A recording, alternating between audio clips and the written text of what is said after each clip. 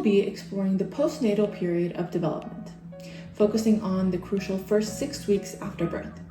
This period marks an intense phase of growth as the newborn adjusts to life outside the womb. In the initial 4 weeks of life, infants are referred to as newborns or neonates. During this time, their brains are rapidly developing and building foundational abilities for the future. Infants rely on external stimulation to fuel the growth of their brains, essentially engaging in sensory stimulation, social interactions, encouraging movement and motor skills, and exploring their surroundings.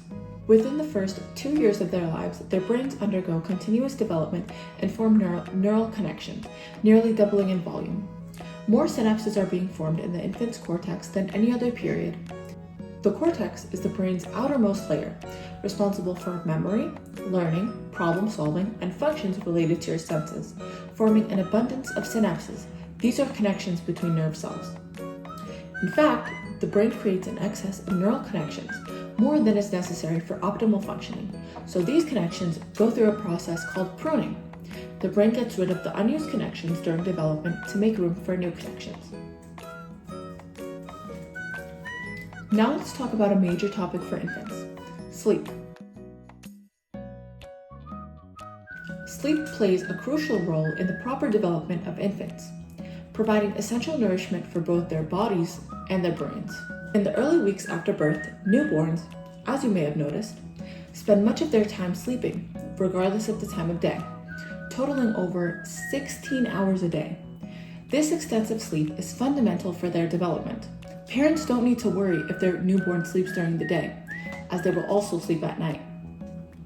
During this time, they experience two main types of sleep: REM sleep and non-REM sleep.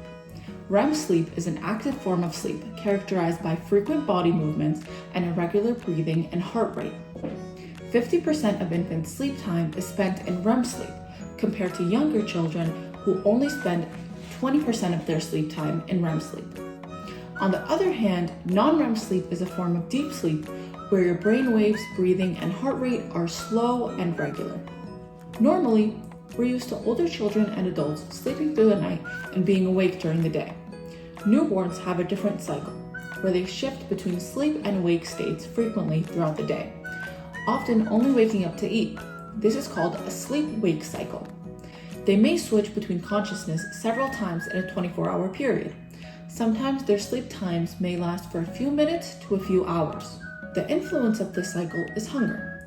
Infants need to eat frequently due to their small stomachs.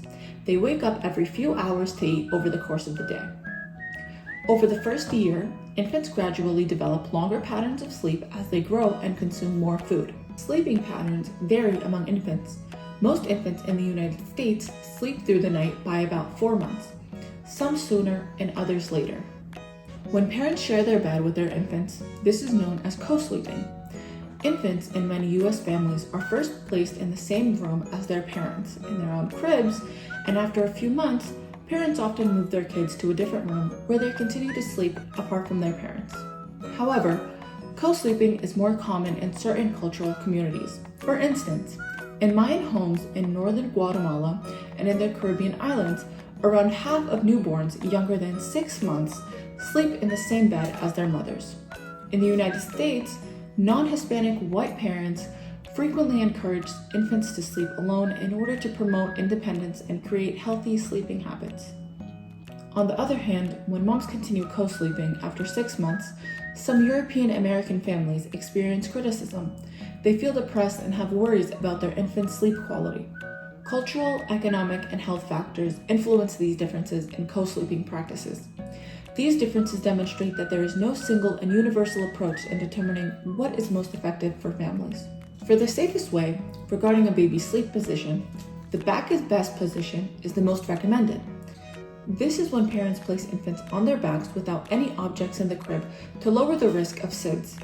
This recommendation is endorsed by health authorities in the United States and is crucial in promoting safe sleep for infants. Nutrition plays a crucial role in supporting healthy development in infants, providing them with important vitamins and nutrients. Milk is considered the best choice to provide infants with the best source of nutrients and vitamins. Not whole milk, breast milk. Breastfeeding is frequently regarded as the greatest option for babies, not only because it's easy for them to digest and absorb.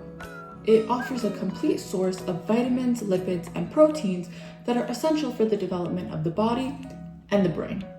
Breastfeeding improves infants' intestinal health, strengthens their immune system, and shields them from diseases. Nonetheless, breastfeeding is a personal choice, and new moms should not feel under pressure to do so. In cases where breastfeeding is challenging, there are alternative formulas available that provide the necessary nutrients during the first months of life. Breastfeeding may reduce the risk of SIDS, asthma, childhood leukemia, and lower the risk of obesity and diabetes later in life. Along with the person providing the breast milk, there is a lower risk of developing breast cancer for them. However, the evidence supporting breastfeeding benefits is not certain. It's unethical to conduct such experiments because it's unfair to the children involved, and it doesn't provide definitive answers regarding its effect on children's outcomes. There are factors such as parental involvement, how long parents are on parental leave, and other environmental influences, which may also contribute to differences observed in children's development. Alrighty, now we've wrapped up our discussion on postnatal development. We've explored infant distinct sleep patterns, co-sleeping practices, and the importance of nutrition. Thanks for watching. Look forward to next week's episode on infant perceptual development.